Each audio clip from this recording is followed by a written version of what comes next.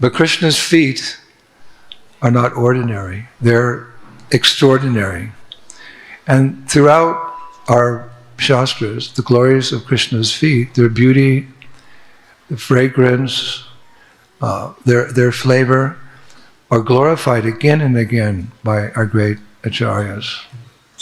For example, in the third canto of Srimad Bhagavatam, it's described that when the four Kumaras met Lord Krishna at the gates of Vaikuntha, I'm sure most of you are familiar with that pastime, the darshan just of his lotus feet had an overwhelming effect on them. Just to see the divine lotus feet, the four Kumaras were overwhelmed. Chapter 15, verse 43 of the third canto says, when the breeze, carrying the aroma of tulsi leaves from the toes of the lotus feet of the Supreme Personality of Godhead, entered the nostrils of those great sages, they experienced a change both in body and in mind, even though they were attached at that point to the impersonal Brahman understanding. They were elevated from the Brahman understanding to becoming pure devotees just by smelling the breeze that passed by the toes of the Supreme Personality of Godhead. So just from that one pastime mentioned in Srimad Bhagavatam, we can appreciate that the Lord's feet are very special.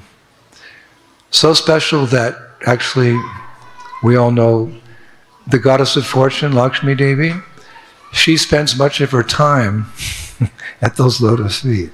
We often see, isn't it, paintings of Lakshmi Devi? She's massaging the Lord's lotus feet.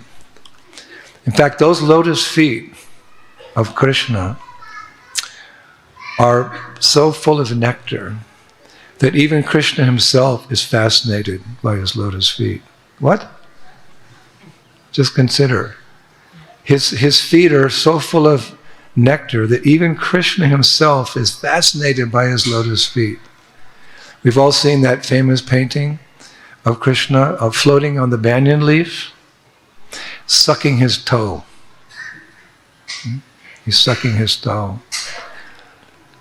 And the acharyas explain that this is because Krishna is wondering, what is it about his feet that make him so attractive to his devotees? So what is it? Well, those soft lotus feet are all attractive.